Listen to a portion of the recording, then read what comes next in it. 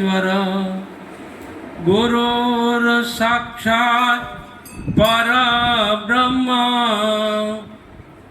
तस्मै श्री गुरुवे नमः।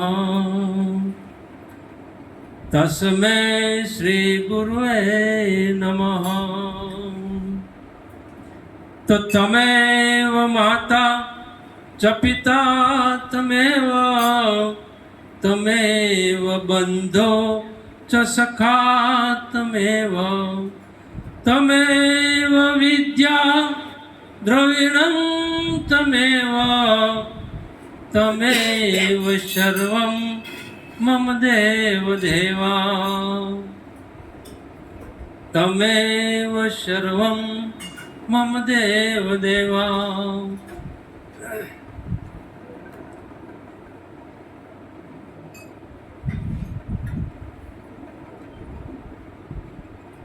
तो सद्गुरु महाराज અને અસીમ કૃપાથી આજે દરેક પૂર્ણિમાની અંદર એમ આજે રાખો મહારાજને ત્યાં ભજન અને સત્સંગનો દોર ચાલશે અને એમાં જે અધિકારી સંતો બધા છે આપણને ખૂબ ખૂબ લાભ આપશે। તો સદ્ગુરુ મહારાજ આપણને પોતાના નિજ સ્વરૂપમાં જાગવા માટેની ભલામણ કરતા હોય। પોતાના નિજ સ્વરૂપમાં જાગી જાઓ। આ સંસારમાં બીજું બધું મળી જાય છે, પણ પોતાની જે ઓળખાણ છે એ સમર્થ સદગુરુ સિવાય બીજું કોઈ કરાવી શકતું નથી। તમે ગમે એટલા શાસ્ત્ર વાંચો, પુરાણો વાંચો, ઉપનિષદ વાંચી નાખો, પણ વાંચવાથી આજે પોતાનું જે સ્વરૂપ છે એ જાણી શકાતું નથી। પણ જે તત્વદર્શી બ્રહ્મનિષ્ઠ એવા સંતો છે, સદગુરુ છે, એ આપણને નિજ સ્વરૂપમાં જગાડી શકે છે।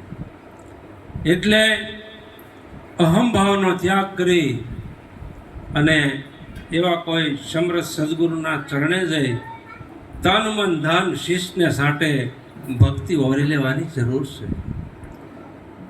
કારણ તન કહેતા શરીર, મન કહેતા વિચારો, ધન કહેતા સાહેબી અને મસ્તક એટલે અહંકાર રૂપી મસ્તક। આ જીવ ન્યાજ બંધાણેલો છે તનથી, મનથી, ધનથી અને અહંકારથી। જ્યાં સુધી આ ચાર વાના ન મટે ત્યાં સુધી પોતાના સ્વરૂપમાં જાગી ન શકે। એટલા માટે સદગુરુના ચરણે જઈ અને આ વસ્તુને જાણી અને જીવનમાં વણી લેવાની જરૂર છે। ગંગા સતીએ પાનભાઈને 52 દિવસ ભજન સંભળાવ્યા। પછી ગંગા સતીએ કીધું કે પાનભાઈ, હવે તમે આ વાત જાણી લો, નગર વસ્તુ જમીનમાં જાય છે, મારે સમાધિ લેવાનો હવે ટાઈમ થઈ ગયો છે અને પછી તમને આ કોઈ કહેશે નહીં।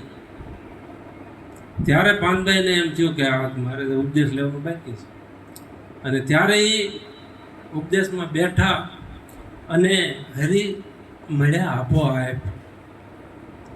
તો સદગુરુ એક જ એવું પાત્ર છે કે હરિ અને આપણી એકતા કરી બતાવે।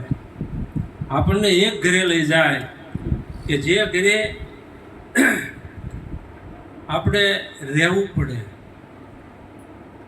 એ અહંભાવ મૂકી અને આવા સદગુરુના ચરણે જઈ અને પોતાના નિજ સ્વરૂપમાં જાગી જવાની જરૂર છે।